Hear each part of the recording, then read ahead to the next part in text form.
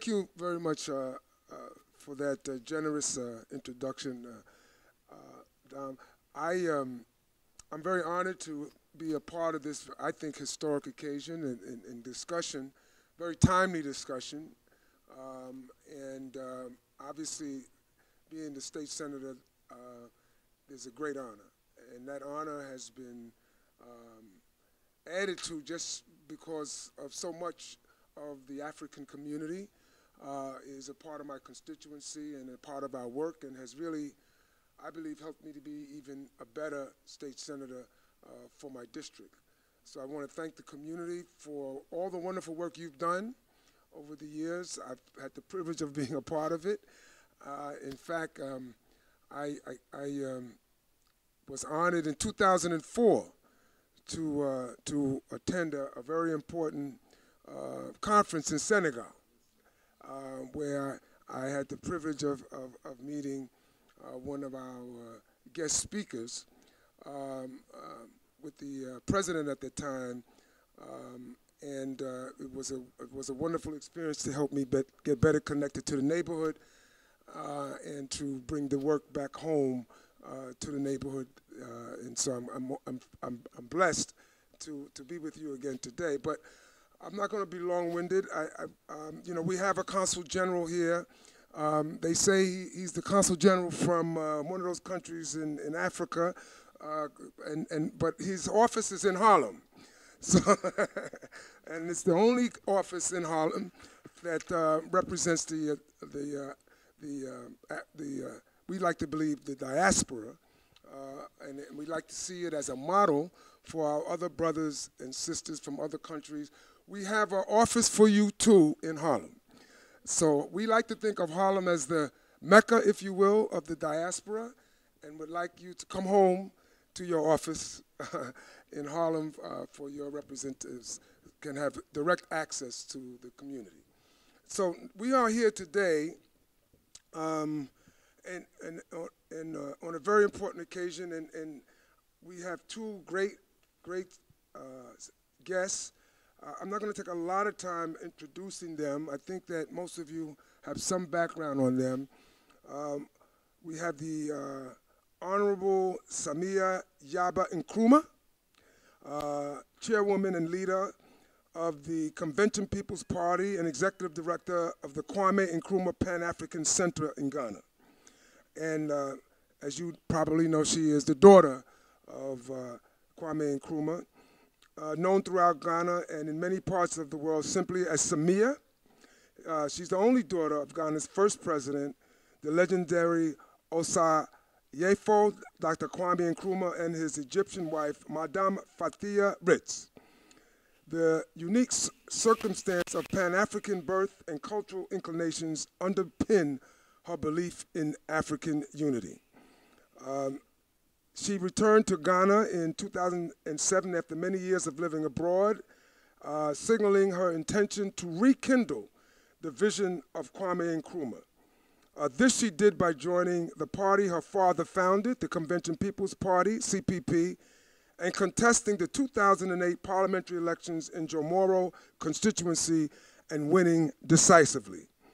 In 2011, she made history again by winning the chairmanship of the CPP. This win made her the only female leader of a political party in Ghana and also the youngest to occupy such a prominent role. Again, in 2011, she was voted one of the most influential Ghanaians in the ETV Ghana poll. I can go on and on for another hour, but I think you want to hear her for that hour.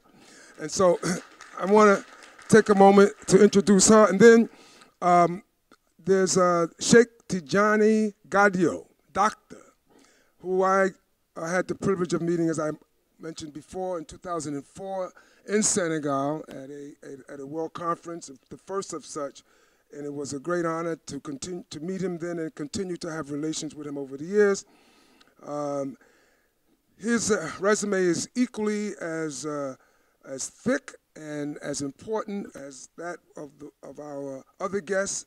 Just to touch a base on a few things, his expertise includes diplomacy, conflict prevention and resolution, international relations and African affairs, governance and democratization, communications, telecommunications, international development, institutional reform of African political and economic systems.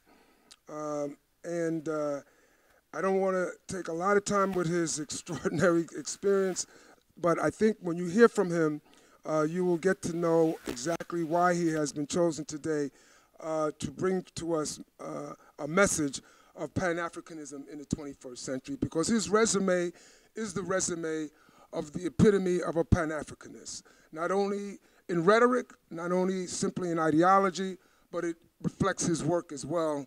And so I ask you to please welcome him as our guest. And so we'll begin with our guests. You will be free to speak until Dom tells me to tell you that you've gone too long. But I think what we want to do, if possible, is for you to use as much time as you think is appropriate, but I think more importantly what we need is for some interaction between you and those who have come to hear from you. I believe that these are folks that I've seen around the neighborhood who are very, very intellectually inclined, but also activist-oriented and concerned about the community at home as well as the community here in New York and especially Harlem. So I think we're going to have a very powerful conversation after your presentations, and hopefully it will provide us with material for future work that we can do locally as well as for the continent where our people come from. So with that in mind, I guess I'll hand you the...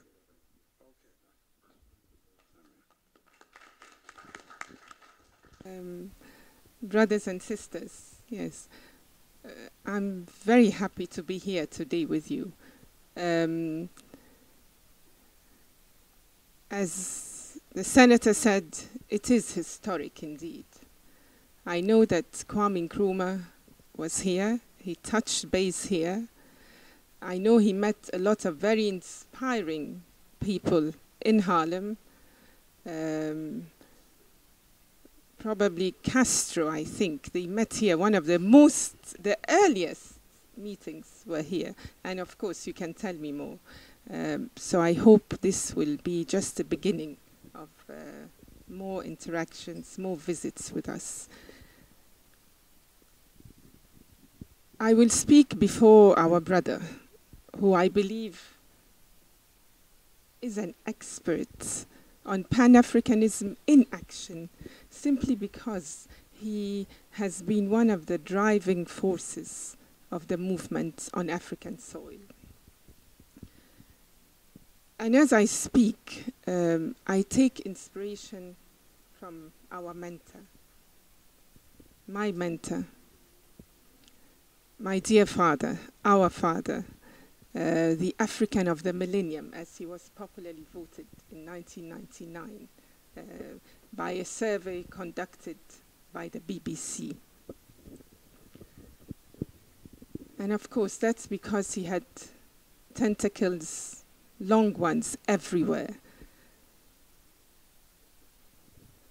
Osajifo Dr. Kwame Nkrumah, and we give him this title, we conferred this title on him in Ghana, and it really means the savior. So Kwame Nkrumah of Ghana, as some of you know, was heavily influenced during his stay, his contact with Africans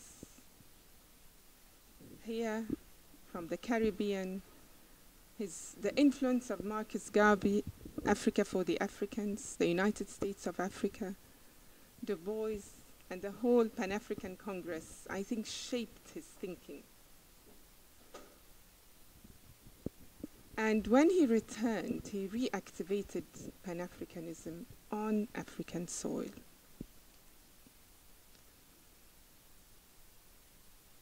By the time I was born, Ghana was a republic, just about. And of course, those were the 60s when we were gripped And that coup d'etat shaped the subsequent events in Ghana and in the whole continent, especially Africa sub-Sahara. Now that coup d'etat particularly influenced our family in a very significant way. We were uprooted and we went to live in Egypt, another African country. But significantly, our separation from our father somehow shaped many of our experience in customs unions, trade agreements, and so forth. That we must begin with a unified position, foreign policy, before we can think of our agreements, limited agreements. In 1960, which is the year we call the Great Year of Africa, because 17 countries successfully gained independence. And that, to a large part, was because countries that gained independence, spearheaded by Ghana, gave serious support to many liberation movements. I think Africa today needs, above all else, politicians of integrity, politicians who are ready to sacrifice a little, politicians who are not corrupt, politicians who are willing to serve and who are not so much thinking about power for power's sake or power to make money. I think if our leaders have a Pan-African mindset, I think and I believe we can progress a little in our unity project. I think we need Pan-African parties. We need Pan-Africanists to become decision makers, to make unity a possibility. It is not difficult. It just requires some sacrifice, and it requires putting our people's interests above our own. Because surely, if we are going to think of meeting the basic needs of our people, and it is a fact that we have not yet met those basic needs, it is a fact that if you go, if you research, if you move around, you will see that there are vast communities still without potable water, without adequate electricity supply, without access to quality. This man was actually Martin Luther King Jr. And it is true. Martin Luther King was invited to observe the celebration of Ghana's independence. And there are pictures to prove it. There are a few chapters in his autobiography also where he spoke about Ghana and how inspired he was by that movement. So who can say that the independence struggle had no bearing on the civil rights movement? Who can say that we cannot exchange notes? Who can say that if we work closely together, seriously, if we familiarize ourselves with each other, that we can't make a difference in Africa's development and progress and unity? So Africa must unite. I want to invite you all to take a more active interest in what's happening back home. Africa must unite, and we can all and must all be part of it. I thank you. We want to have some time to engage our guests in questions and comments. At this point, I just want to introduce our next speaker. As I pointed out earlier, we met in 2004. At the time, the president of Senegal was President Wade, and it was the African Union's first conference of African intellectuals in the diaspora. It was a wonderful event, and I'm glad that we're here again for somewhat of a similar kind of conversation that obviously will have with it an agenda of action that we all hopefully will be able to take. Thank you very much, my brother. I realize that the microphone is gender biased because when she was speaking, the microphone did not want to go up, you know. But you and me, people can hear us clearly. So thank you so much to everybody who was able to come and join us today. Let me apologize for Dr. Musa Sek. He's now in, actually he's supposed to be in Lusaka. He left yesterday. He came all the way to New York. But he's the head of the Pan-African Agricultural, private sector movement. They have a PANAC, something to that effect. And he did everything. He maneuvered, not to go, but they told him that he had to be there. So he left yesterday. And we got some chilling news that, his plane was about to, to crash, actually. When they were landing in Joburg, they were hit by a lightning and a bad storm, and they had to go all the way to Gaborone, and they're still there, and he wanted to be with us today. So I think, but, he had bad feelings about this trip. He didn't want to go. But luckily, by the grace of God, he's doing very well, and he will proceed to Lusaka.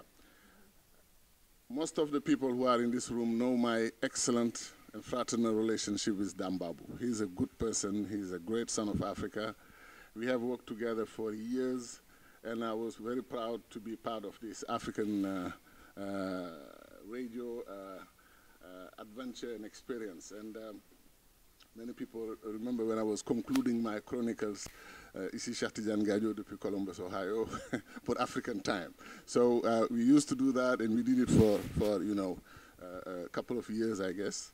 And Dam is a Pan-Africanist. He always believed in that. Me also, since, age like 17, I was engaged into African unity for some reason.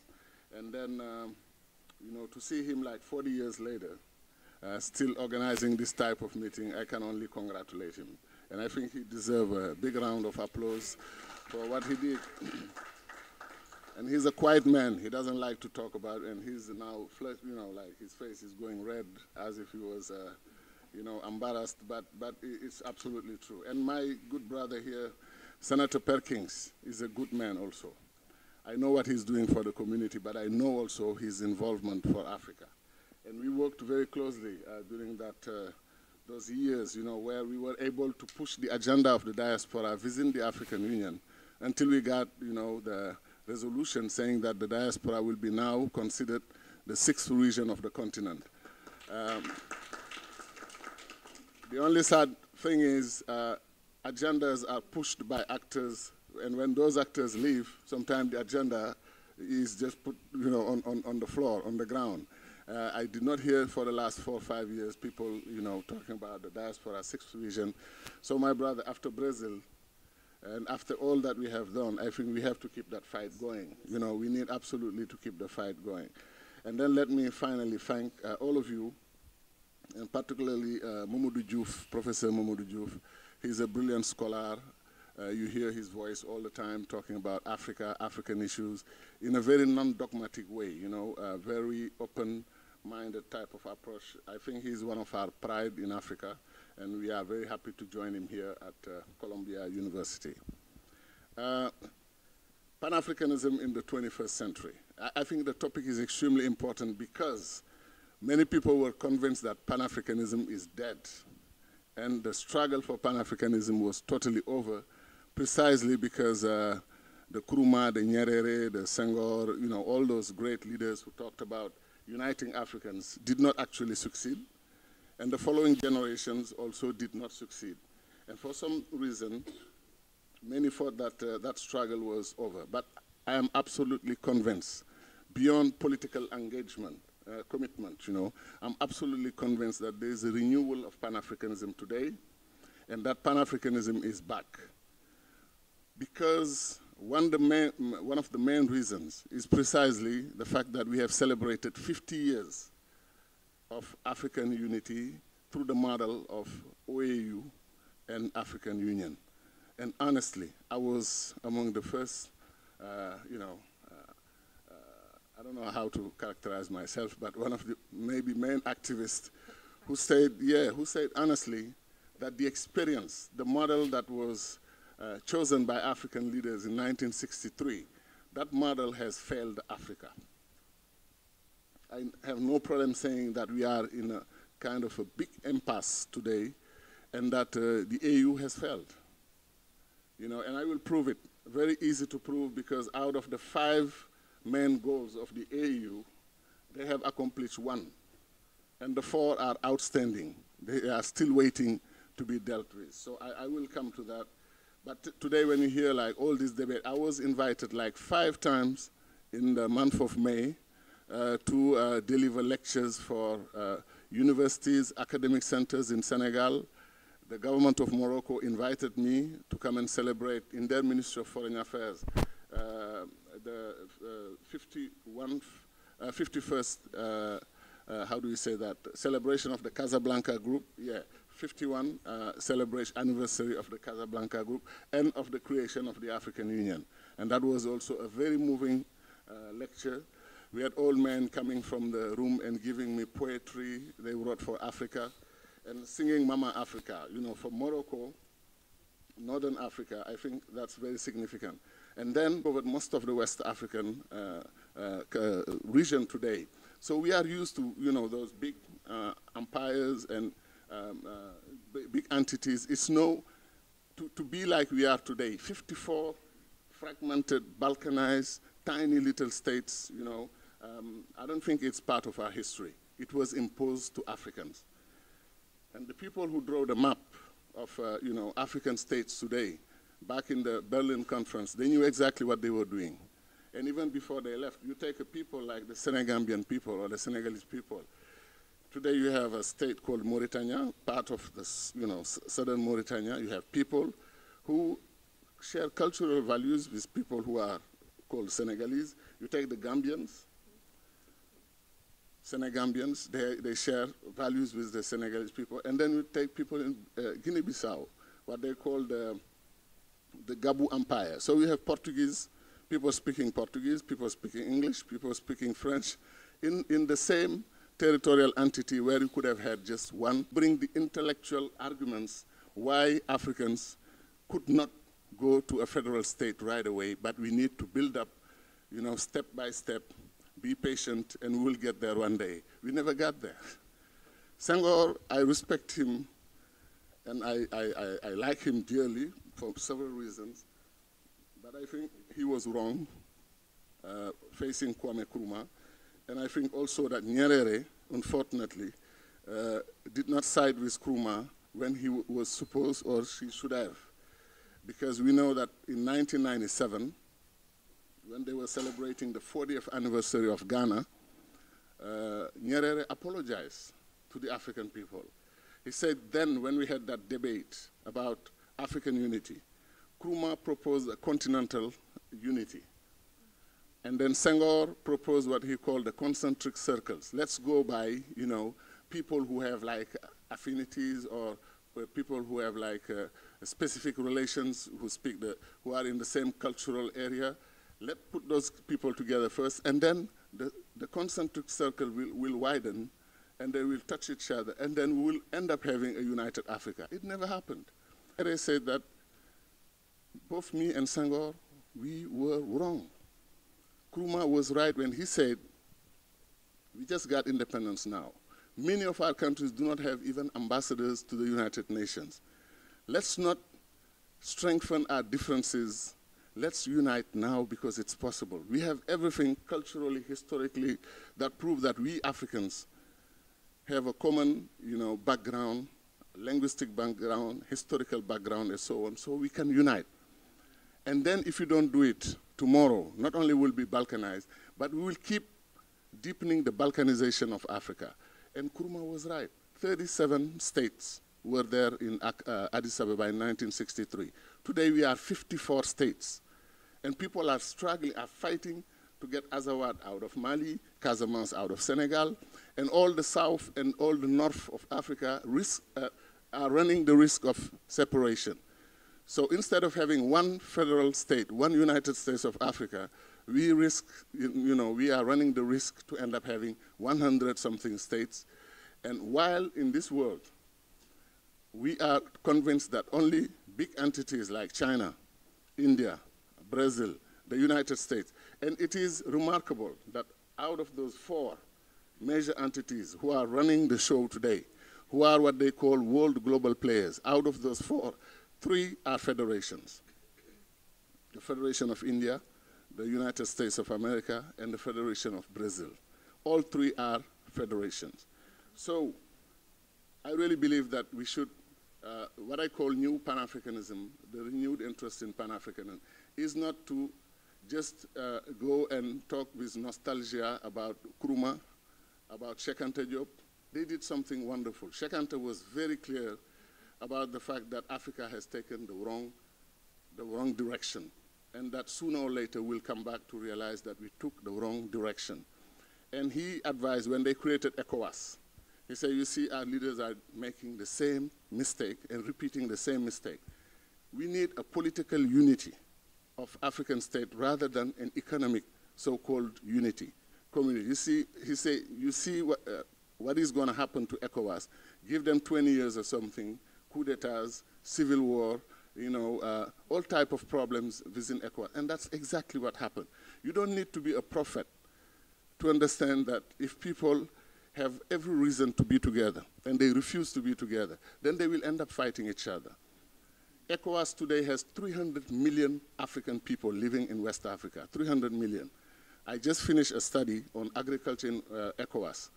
ECOWAS could have given food to not only to the whole of West Africa, but the whole of the continent of Africa, and perhaps even the world.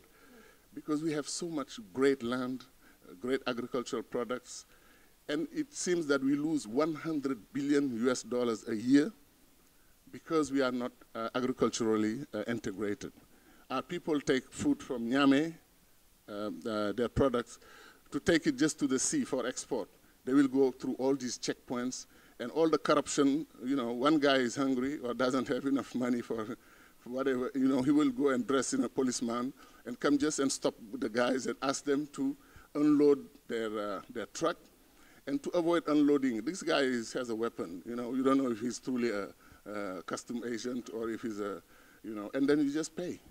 So one guy said that usually it takes 16 checkpoints to cross just ECOWAS. And you know that we have this treaty that calls for free move of goods and people within ECOWAS.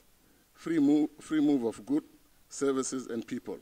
None of them is really applied. Some people, some African, West African, have problem going from one country to the other, precisely because of economic integration flows. I remember when they had the ECOWAS passport, everybody applauded. And some of our leaders were telling us, confidentially, this is very dangerous. You will have 1 million Nigerians to travel to each ECOWAS country, and they will occupy and colonize ECOWAS. I found it to be so ridiculous. To be honest, we did not have 100 more Nigerians to come to Senegal because we have ECOWAS passport.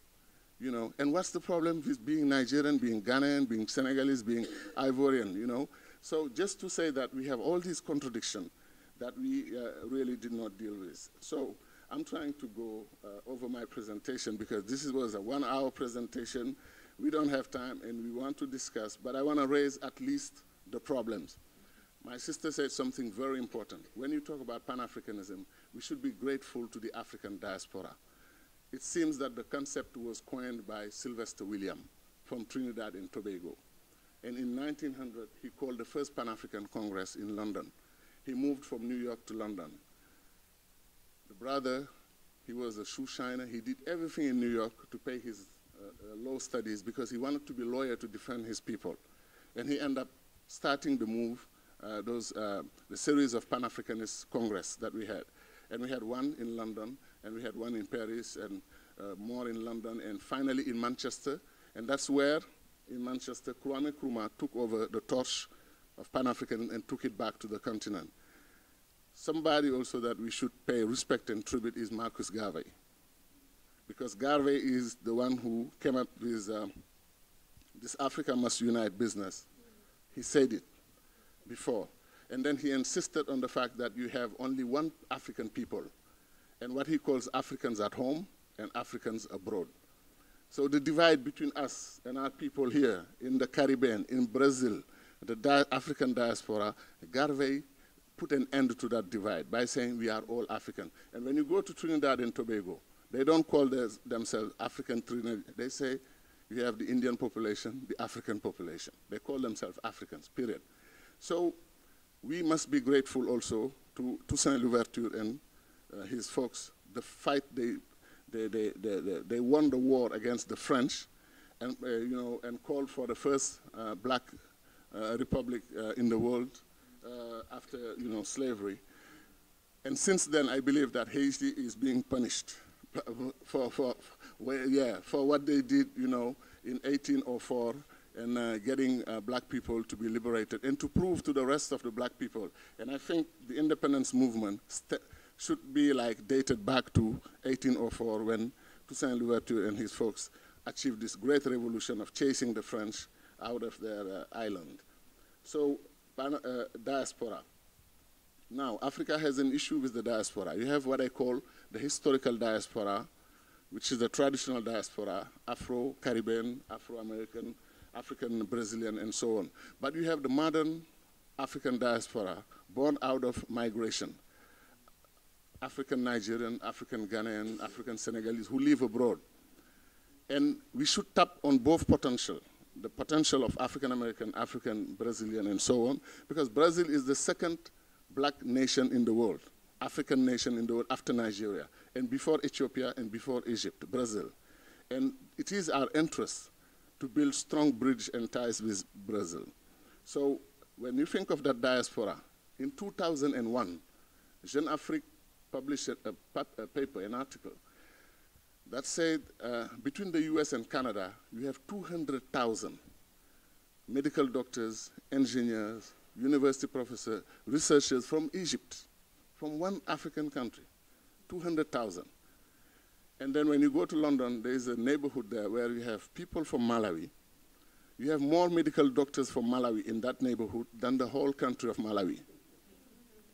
So how can Africa educate its children, and because they don't have good prospect, to develop themselves and professionally and everything, they move, and now they are in the service of developed countries.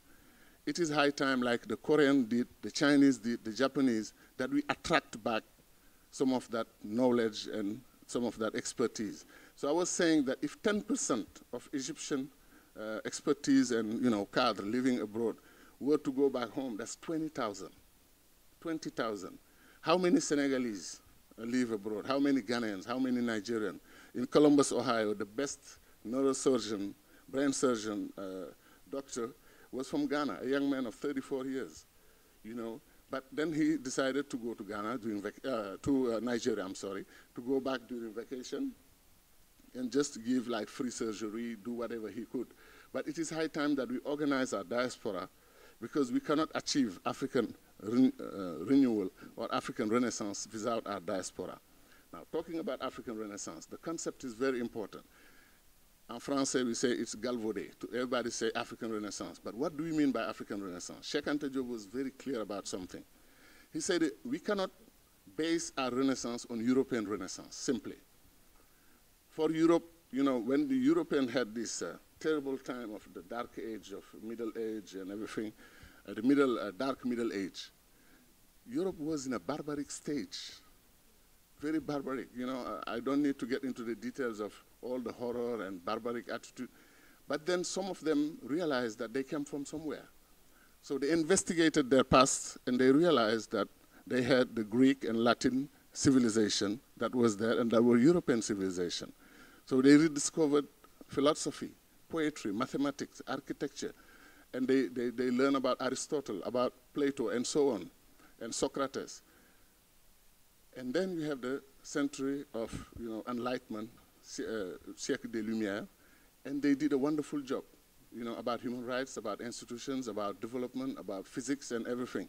So what Cheikh Anta is saying is that the Europeans, by doing that, they have realized that though they may be in a poor and bad situation then, but then they were capable of greatness during Rome and, you know, the Greek civilization. So what he's telling Africans is that if we really believe that the Egyptian civilization was not simply an African civilization, it's obvious that Egypt is in Africa. To say that the Egyptian civilization, Ramses, Tutankhamun, were Africans is a no-brainer. You don't need, they were not Asian, they were not European. You know, they were Africans. But the real thing is, do we agree that they were black people? Now, you know that anthropology and, you know, colonial history, and they're still fighting that issue. I have read a paper in Le Figaro 1 or 2 years ago, where they say they have done a DNA test on the hair of Ramses, and he died at age 90 as an old white man. Wow. Bravo. Bravo that a white man was leading Egypt, you know, and it's just unbelievable how this ideological fight is still going on. And Cheikh Anta is gone, and unfortunately we don't have many other Cheikh Antas who are standing and who are fighting against that theory. But what he's saying is, if you are convinced that Egyptian civilization was a black African civilization, then you should realize that African Renaissance is based on the reconnecting that we should do with what he calls Egypto-Nubian humanities. Because if our ancestors, way in the antiquity, have discovered medicine, architecture, mathematics, geometry, how can people, and then they have built those pyramids that people cannot still explain how they did, people cannot explain how they did it. So how can you believe, even Aimé Césaire, one of our greatest intellectuals, he fell in that trap and he believed what they said, that we have no history. We came from nowhere, all of a sudden, out of the blue, black people. We have no history. So for that reason, Aimé Césaire wrote, we the people who did not invent a needle. Yeah, ni inventer, ni aiguille, ni la boussole, etc. But later when Aimé Césaire was sitting in that room where Cheikh Anta was presenting his dissertation, he was jumping and dancing. And he said that was when they declined, they refused to give Cheikh Anta Diop his doctorate. He said, we celebrated, that's the best failure that we ever we ever saw in history, because we went in Paris, you know, blowing our horn and celebrating Cheikh Anta, because they realized that with slavery, colonization came also, you know, a package of lies and falsification of our history. But what I'm saying is very important. I'm not saying that the simple fact that we are saying that the Egyptians were black and African will put food on our table today. No. What it says is we were able of greatness when nobody had built those civilizations. So Neo-Pharaonism, like Neo-Pan-Africanism, what it says is we are capable today of also building great things, great cities, great architecture. You know, everything great is open to us. If our ancestors were able to do it 5,000 years ago, 3,000 years ago, why can't we do it today? Why can't we do it today? We have a problem. And when I say that in my lectures, the students, I say we have 3 problems in Africa. So I see all the students rushing to their paper with a pen, and then I say, number 1, leadership. And I see them write leadership. And I say, number 2, leadership. And they looked at me, and I say, number 3, leadership. And that's what I think. Africa has those 3 problems: leadership, leadership, leadership.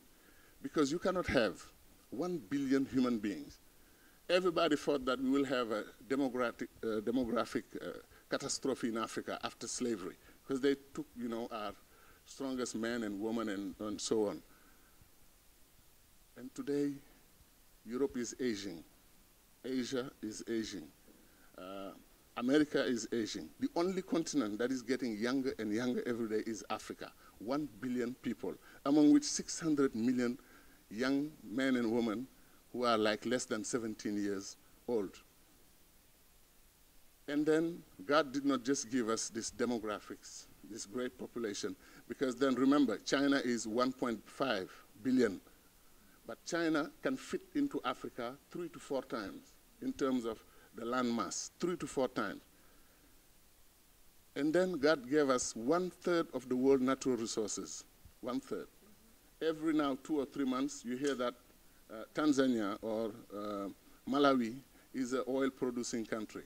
It seems that between those 2 countries, you have oil and gas reserve superior to the oil and gas reserve of Kuwait. Can you believe that? So Africa is rich.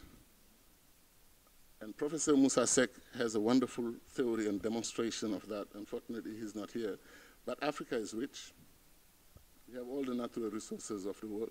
But look, the curse of those minerals and resources, the most pounded on, fought against countries in Africa are who? DRC, the richest country on earth, when you go by the resources. Central African Republic, where people go, with their hands, they scratch the earth, and then they found diamond and gold and everything. Look at Guinea-Conakry. So what I'm trying to say is, just to summarize, since we have tried 50 years of African unity through so-called cooperation, I was saying that I'm going to demonstrate that the AU has failed. 5 objectives for the AU. One was to end apartheid and end colonization. It's done. That's the only point where I congratulate AU. And then to achieve African development through economic cooperation between African states. Did we achieve African development? Now, to bring peace, security, and stability in Africa through cooperation and peaceful resolution of our dispute. Did we achieve that? No. Today you have Somalia, you have DRC, you have Central African Republic, you have Sudan, and you have several countries that have not known peace since almost independence. So I'm saying peace and security, big failure of the African Union. And then they said that their ultimate goal is to achieve the United States of Africa. Where is it? Nowhere to be seen, nowhere to be found, precisely because we are not even near. And every time somebody comes and makes some great suggestion, they start fighting that person. Honestly, I think President Wade of Senegal, when he and Gaddafi worked together, they raised the flag of Pan-Africanism, of Kwame Nkrumah. Wade is a Nkrumahist, 100%. He believes in Nkrumah. They tried it, and then when President Obasanjo and President Mbeki agreed to work with them, then we had a momentum, and we ended up having the Accra Conference. We ended up having the Conference of Intellectuals from Africa and from the diaspora. The Accra Conference was a conference on African unity, how to have a union government. That's the day when I realized that our leaders get away with what they are doing to our people because the debate are not televised. They should have been televised to all African people. And so that you will hear your leader coming from your country and saying Africa is not ready for unity. We have time. They say that in a closed session.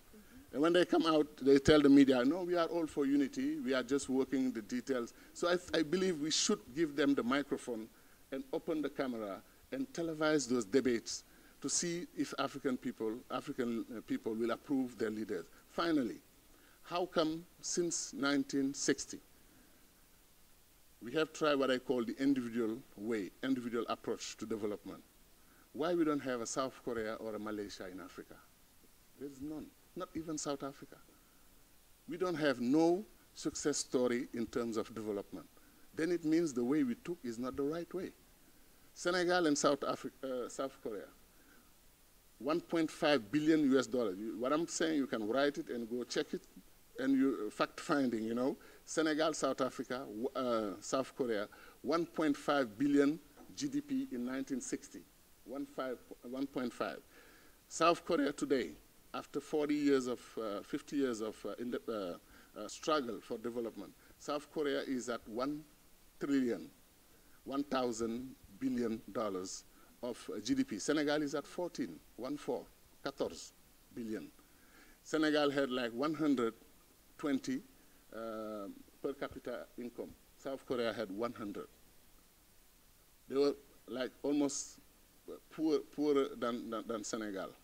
Today, Senegal is like 1,300 per capita. South Korea is 23,000 per capita. Now, when people pretend that, yeah, but they were supported by the US gave them money, like Cheikh Anta said, there is no country that has been developed by another country. It does not exist. You have to respect people's effort and countries' mobilization, you know, to achieve their own development. I went to South Korea. I asked the question, what role the US played in your development? They say US gave them this protection in terms of security. But in 1974, 75, they asked the US to change its aid policy to South Korea because they wanted to take over their own, financing their own development and own agenda. So it's too easy to say that South Korea got a lot of aid. Senegal is the spoiled child of international cooperation. Everybody has given us money, billions and billions. So what happened to Senegal? Why then we did not use that money to develop our country? So what I'm saying is, if you don't have, and I finish by Malaysia. Malaysia sent a delegation, and Mahathir Mohamad, the prime minister, told me, nobody, it's not in a book or something, Mahathir Mohamad, he told me that we sent a delegation in 1971 to go and see Houphouët-Boigny and congratulate him for the great Ivorian miracle. And we asked him, we told him, Malaysia wants to be like Côte d'Ivoire. We want to be like you. We want to learn from your experience. 1971. And then they took some engineers with them who learned how palm oil was produced in Côte d'Ivoire, because Malaysia was buying all its palm oil from Côte d'Ivoire, and maybe from Ghana too. And what happened? Malaysia is the #1 world producer of oil, and they're selling oil to Côte d'Ivoire, palm oil to Côte d'Ivoire. South Korea is among the world leaders, leading producer of oil. They sell oil around the world. They don't have 1 liter of oil in their soil. They buy, crude oil from South Africa, but they have the industry to deal with that oil and to sell it back to South Africa and to the rest of the world. They have Hyundai, one of the #1 naval ship builders in the world. And they have Samsung. And they showed us in the Samsung Museum that this engineer came back from Japan in 1969. And he was working in like a small garage with transistor. And he made like those washer and some TV stuff. And today they are the one challenging Apple. So what I'm saying is the way we chose, individual way did not work. Collective way, we're playing with the vision which is wrong. So new Pan-Africanism is today to believe that the future of Africa, if you want to be great again, or if you believe that Africa is fine like it is, and we will stay like that, poor while we are the richest continent in the world. If we want to continue this way, then we don't have to unite. Everybody can continue their own way and try their way. If we believe that Africa should have a different destiny, another destiny, then we should put our resources together, put our hands together, and work together, and get rid of all these borders. My brother, I have so much to say that I need to conclude. But what happened to Mali is a shame. It's a shame. It's a proof that the main argument of people who oppose African unity is sovereignty. We are sovereign states. Now, you are sovereign state and you go to Paris or to London to ask for your budget, to get money for your budget to go pay your bureaucrats back home. You are sovereign state. When we have the problems in Mali, Africans do not, like Cheikh Anta was saying, sometimes security precedes development. Then you don't do anything, and then you call on friends to come and help you. Luckily, we had another African country called Chad to send their sons to go and die in Mali. and to save the day for Africans. Otherwise, it would have been a shameful situation to call friends 50 years after independence to come and save our countries. So that's why I'm saying, brothers and sisters, high time to unite Africa. High time to, if you want Africa to be among the world global players, to sit at the table where Brazil, China, India, and the US are sitting. The Gambia will not do it, Senegal will not do it, Botswana will not do it, a united Africa can do it. Thank you very much.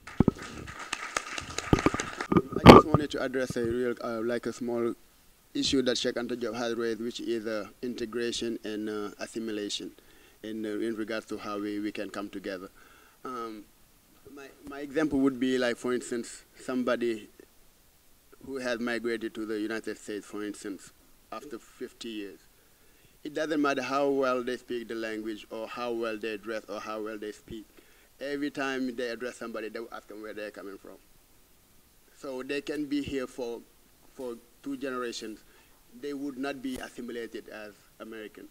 Like, for instance, Dr. Perkins. I mean, you go somewhere, they would be like, oh, where are you from? Or the example she gave, Martin Luther King being in Ghana and being asked how you feel to be free, not knowing that he was from Alabama. So that part of assimilation or integration also should be something to be considered. And what I mean by that is that, I mean, we have to be proud of who we are and not try to emulate, other people. And in so doing, we will be able to come together as one people. Baro.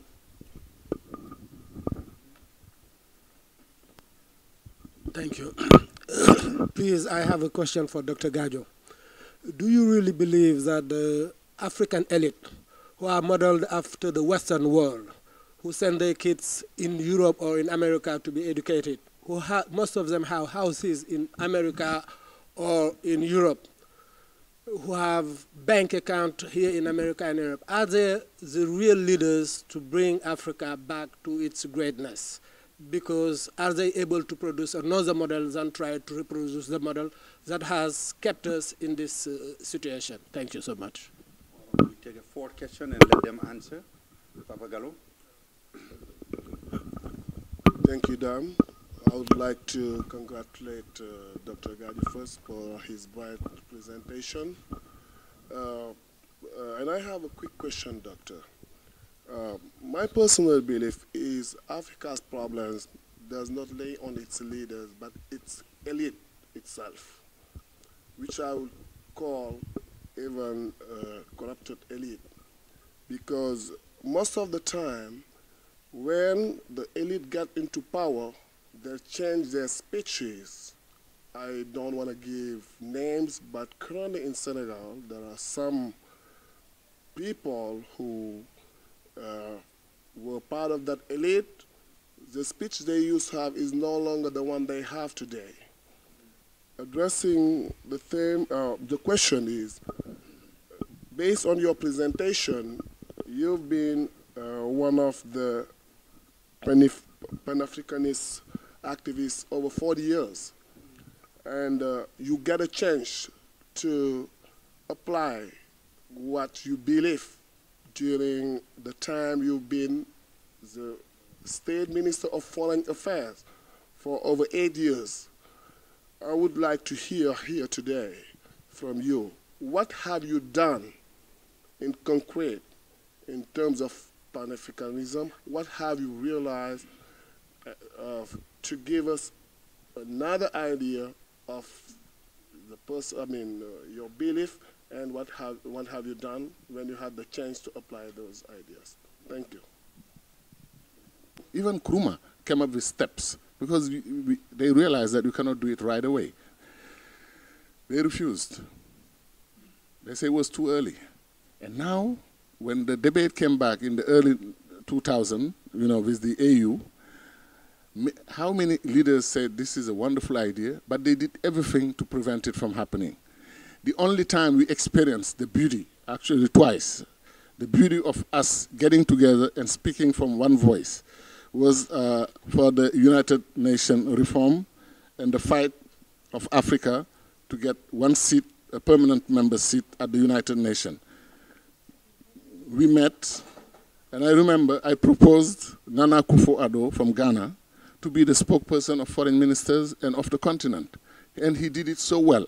And I remember, I swear to God, when Nana was sitting, he actually appointed me as one of his assistants. So we would travel together. So when he sits and he's given the floor before Japan, before India, before was Japan, India, and Germany, and Brazil, they had so much respect for him because he was speaking for 53 countries at the time, before South Sudan.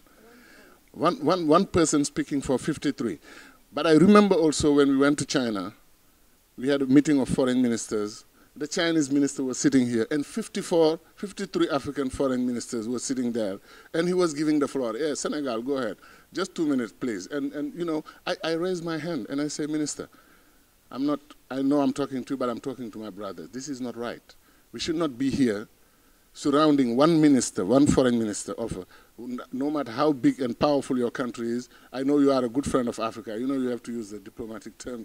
But this is a problem. I say next time we should send 5 foreign ministers, one representing West Africa, the other one East Africa, Central, North, and South, to sit with you and talk. But to have 54 African countries raising their hand, it was shameful to raise my hand, you know. So I said, this is wrong.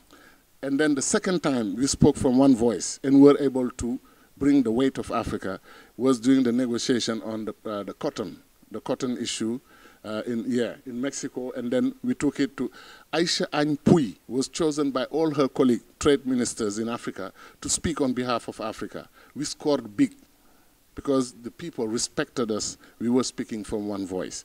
So what I'm saying is it's possible to have it, but I don't see it, you know, in the way. That's why we need to change our leadership, honestly. We need to change our leadership. Now, concentric circle will be, you know, I will diverge with many Senegalese and African friends on that issue. Honestly, I think it's a failed theory, just to speak bluntly. One proof of that is Guinea-Bissau, Casamance, Senegal, Mauritania. Those areas that we were supposed to be building the concentric circle, they are the most troubled spot in our countries, precisely because the people were divided, like you said, between two nations. I have come to the conclusion that Senegal and Mauritania, Gambia and Senegal, Guinea-Bissau and Senegal will only unite in a bigger federation than the face-to-face federation between those two countries, Senegal and Gambia. It will never happen.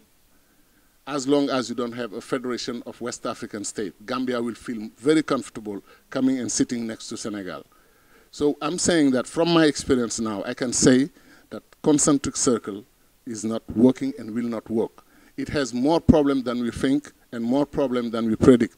Now, Mali and Senegal, why we end up having the problem we have? And it's a shame to see Senegal and French Sudan go to a federation, and 2 months later it was over. And Senegal was able to give up a brotherly country or a sisterly country that has 1,200,000 square kilometers, while we are less than 200,000 square kilometers, manipulated by you know, neo-colonialists and imperialists and so on. We decided to leave the Mali Federation. That was a tragedy. So I truly believe that the only concession I will, as a Nkrumahist who believe in continental unity, my concession, my compromise will be that we go at least for the primary federation. ECOWAS should be transformed into a political union of West African countries, at least, and have East African, you know, the East African community is back. They tried and they failed and they are back. And I wish them well, and I wish them to extend to other countries. But we have Kenya, Uganda, Tanzania, Burundi, and Rwanda, who are going to a political union. And I hope they succeed and other countries join them so that we have what Nyerere used to call primary federations. And if we end up having 5, 6 federations in Africa, it would be perhaps easier to build a confederation or whatever. But I really believe that that's something we have to study. Now, if African elites from the diaspora come back home, I did not say that they should come back home to lead people who are there, who stayed in their country. There's one interesting model, South Korea once again. Their Korean Development Foundation leader told me something very interesting. He said when they realized that most of their resources were outside of the country, they talked to the national elite people and told them, listen, we want our medical doctors, engineers, scientists to come back home. These people are making $2,000 in the US. Then, it was 1960. And here you are making $300 a month. Would you agree that we pay them 3 times your salary, give them a car and a chauffeur? And the national elite met and they agreed. So they attracted their people to come back home and to serve their country. So it was like just a strategy to capture the attention of their diaspora and get them to come and help. You know, we had the Top 10 program in the UN. We tried it. When some Senegalese guy live like 15 years in the US, you allow him to go back home as an engineer to work with Sonatel, the telecom company, and then we were paying him like $100 a day, $3,000 a month, rather than, you know, $500 a month. Some of them tried, and it went well, and they decided to go back home and settle.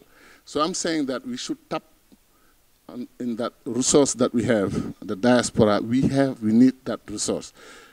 African-American scientists, university professors, some of them want to go back and help. But most of the time, they don't feel welcome. If they want to apply for citizenship, dual citizenship, people say no. If they want piece of land, people say no. I think it doesn't make sense. If the diaspora is the 6th region, those people should feel welcome, feel at home, and should be able to bring their children to educate them in Africa, you know, and to have special status. When they want to invest, tax exemption, all of that, we have to study all those concrete issues and try to find solution for the diaspora. Now, Africa's problem, corruption. You know, all countries deal with corruption. But for some reason, we are the weakest countries in the world. So corruption in Africa, we have never reached the level of Vivendi or JP Morgan, that type of earthquake, you know. But in Africa, people like to talk about corruption in Africa. It is true. And sometimes it's hurtful when you hear that somebody has stolen 1 billion CFA, which is $2 million.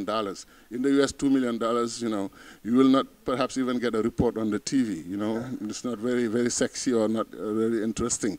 But 1 billion CFA is a lot of money in our countries. Now, when they talk about 1,000 billion, it's now a huge tremblement de terre, you know, earthquake. So I agree. But at the same time, I think we should not, you know, the African Union has a draft agenda 2063.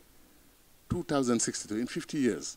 I found it unbelievable. 50 years down the road. And one of the goals is to change the status of Africa from being the most corrupt continent to, you know, like to change. I cannot believe, yes, we have to fight corruption. Corruption is criminal. There is no other word when people are hungry and thirsty and somebody is monopolizing, you know, their own resources for his own family or his own clan. I agree. Or for his own well-being. But at the same time, we should be very careful with the usage of the concept of corruption if they want to make it an African you know, problem. It's not true. It's a world problem. Now, people who change with power. Actually, you know, it's just the truth, my friend Pap Gallo, that they say power corrupts, absolute power corrupts absolutely. I agree. It's different when you are like, you know, you're not running a country or you're not a decision maker who can influence people's life, and when you are in that position. But some of us have tried not to change that much, but we are necessarily changed by the system. Because, you know, systems can defend themselves. They get you in, and they force you to act in some ways, you know. But we can be optimistic that some people can remain with high sense of integrity. Me, I have said this, told the Senegalese people 100 times, and I swear to God, if they bring the Quran, I put my hand and I say the same thing. I run a ministry for almost 10 years. 300 billion CFA went through that ministry when I was there. I never touched $1 to put in my pocket. I never took $1 to put in my pocket because I don't believe in corruption. I don't believe in that type of relationship. And I've chased people out of my office because they come for bribery, they came for this money. And I asked them to leave my office. But it doesn't make me a saint. I'm a human being. I'm sure I have my own flaws. But what I'm saying is, and then what have I done? I don't want to, like, self-promote Gadio, but I really believe that Gadio has done a lot for Pan-Africanism, because when he was a student, he believed in Pan-Africanism.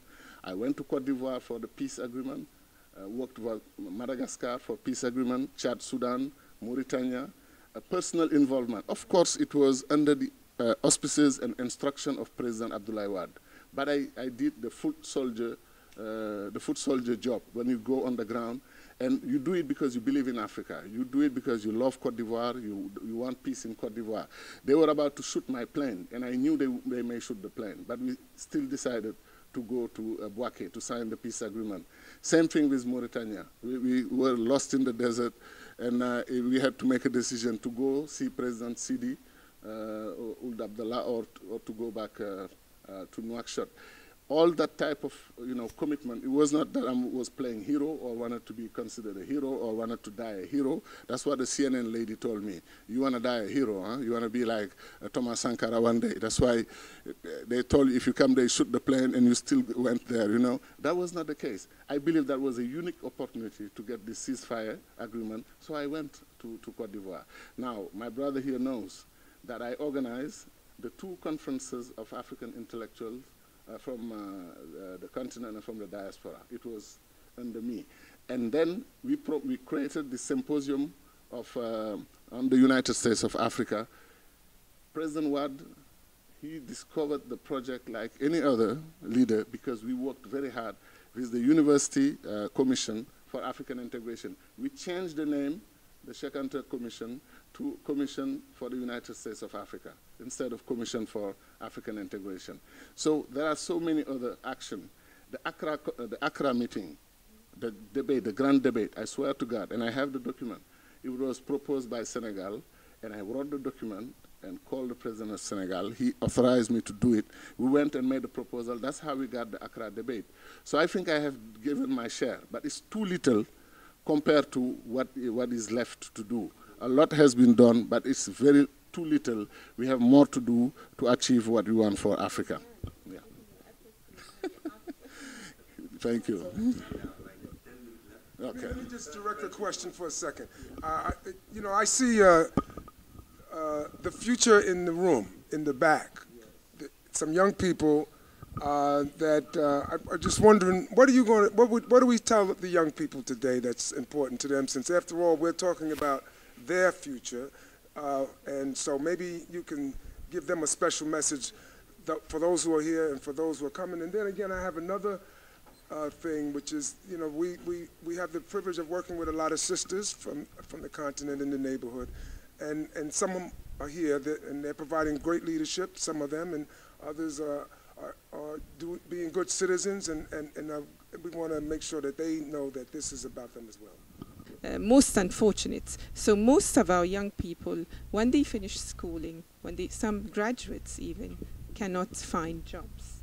So job creation is something that most now governments talk about.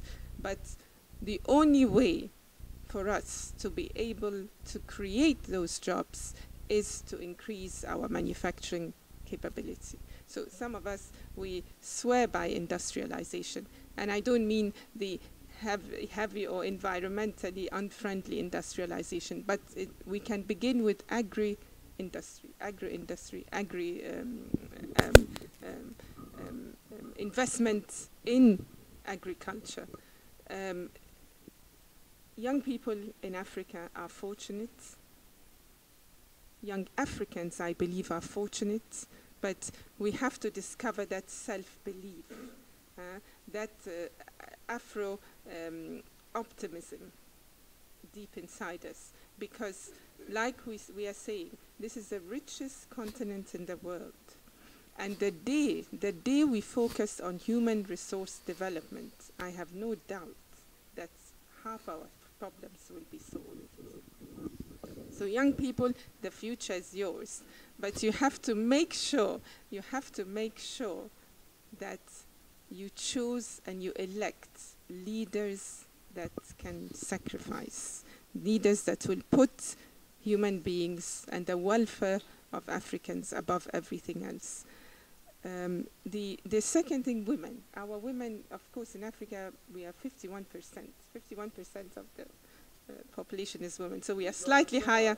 Huh? Yeah, we are in a majority. And moreover, most of the agricultural workers, whether you're talking about production or marketing, the majority are still women, actually. Till now, they are still women. And agriculture is the backbone of our economy, really. So women play a very, very important role. That role, unfortunately, is not reflected in their representation at the decision-making level. It's still not across the board. I mean, with the exceptions of some countries like, I think, Rwanda. There are a few countries that are picking up, but generally, of course, we have not yet really, we have not implemented, as some of us think we must, for at least a temporary period, some kind of affirmative action to bring some more women, I think, into decision making. I think women and young people currently are bearing the consequences of the decisions of others. We have to admit that, you know, and I think it is possible that we can become more creative and more innovative if we allow women and young people to become part of decision making. I mean, this is what we are all thinking about. You know, let them play a more active part in decision making. Let us listen to them. You know, we don't just have to try and provide answers for them, but I think we have to allow young people in, even in Parliament. I wish there would be a section in Parliament, in our parliaments, for young people. You know, so we are working on affirmative action, but I think we need also our youth. So the future of Africa is for us to be convinced that for development, for us to develop, we need our women and our youth to be part of the process. Thank you.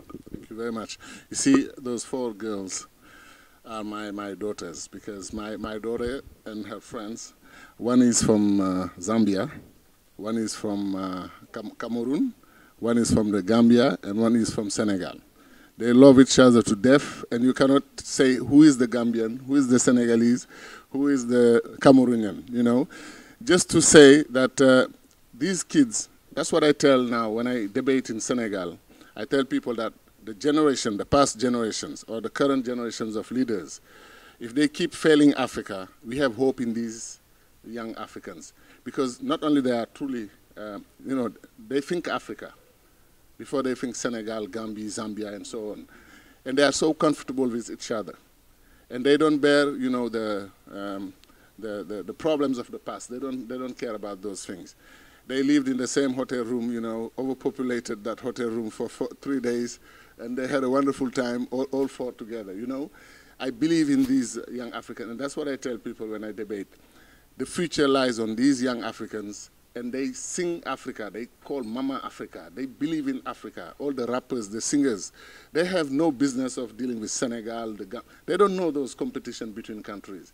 So our hope lies on these young Africans. The other thing is, they are, you know, the Obama generation. What it means to me is this. 8 years ago, many people in the world, 99%, would have said that it's too early to think of an black American president. It's too early. Give America another 50 years. People who refused, the less than 1%, who said no. Let's try, this man can win the elections. And he won. So this generation, they know, and they have learned from their parents, that Nelson Mandela, when he was in prison, 25 years ago, many Africans would have sworn that Mandela will never come out of jail, he will die in prison. What happened? Not only he came out, but he became president of his country. And they know that it's always, like Mandela said, that's a beautiful saying from Mandela, it is always impossible until it gets done.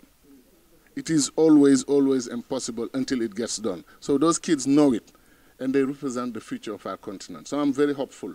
And then we should fight, like my sister just said, to have African leaders who truly believe in Africa. Because here, you know, you see a Pan-Africanist who will go in a national vote election. He will vote for somebody who is against the unity of Africa. Because the guy is nice, or he's a good friend, or we lived in the same neighborhood, or he's a liberal or a socialist. I don't care, me personally, about liberal, socialists, or whatever. I truly believe that people who understand that the destiny of Africa is played in its unity, those people, we should support them. That's why in Senegal, when we were doing the celebration, we proposed what we call the Great Pan-African Alliance. You know, we used to have like African parties, ANC, African National Congress, RDA, Rassemblement Démocratique Africain. We want to go back to the time where we have a great Pan-African Alliance, and then people create chapters, a New York chapter, for instance, with you, Dambabu, and the other colleagues, and then the Senegalese chapter, the Cameroonian chapter, the Ghanaian, Tanzania, Ethiopia. And because Africans, Pan-Africans I think, they are almost the majority in the continent, but they are not fully aware of their strength because they are not united. They are, you know, balkanized in small groups. Senegal, we have more than 200 political parties for 12 million people. And then when you go in their manifesto and their constitutive act, most of them, all of them, almost 90% say they want a united Africa. So we'll go and talk to them. Say, you want a united Africa? Let's create the Great Pan-African Alliance. And the GPA in English is a very important concept. You know, GPA, for students, we have to score the highest GPA for Africa when we use GPA. And in French also it works very well. La Grande Alliance Pan-Africaine means gap. And there's a gap to close here because Africans need to unite. So lastly, and that's a very important point, to make Pan-Africanism very concrete, let's have the bridge, the Rosso Bridge between Senegal and Mauritania. People are suffering. Development is stopped between the two countries. For 50 years, we have this project of having a bridge. That's why I believe the concentric circle did not work out. We still do not have the bridge between Senegal and Mauritania. They use those old ferries of the 60s, 70s. And all the ferries belong to Mauritania. Senegal has no right to have a ferry. They have agreed, the Gambia, there's no bridge on the river Gambia. So Senegal has no territorial continuity. The bridge that Cheikh Anta Diop, Lumumba, Nkrumah were calling for between Kinshasa and Brazzaville, two capitals which are watching each other every night. You know, you see the other capital. They cannot get the bridge for the last 50 years. Let's have that bridge. And then the dam, the Inga Dam, Nkrumah, 1958, 1958, he wrote that the Inga Dam can provide energy, hydroelectric energy for the whole continent of Africa, and we can even export. Now we know that Swapiti in Guinea can give the whole West Africa power. It can generate power for the whole West Africa, and we can even give the excess power to the rest of Africa. So let's be concrete. Let's fight with our government and tell them we want the Rosso Bridge. We want the Gambia River Bridge. We want the Swapiti Dam so that we can have electricity. And then, like Bob Marley used to say, in this abundance of water, some people are thirsty. Senegal, we have 3 rivers, Casamance, Gambia, Senegal River, and we were suffering 2 weeks ago, no water in the country, no drinking water. And in Guinea, you may have shortage of water, where we have no, it's just unbelievable. Just unbelievable. But no, I'm not going to finish on, I'm not going to finish on it's unbelievable. It is believable that we will have the United States of Africa. Thank you.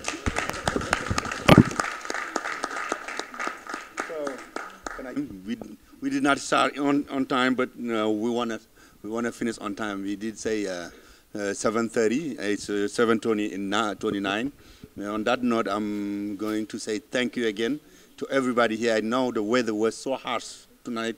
It was not easy, and many of you learn of this on a short notice. So I say thank you. Thank you to my sister Jobe Job, who always help put the word out, distribute material for us, tell people. Thank you very much. And Senator Perkins, as always,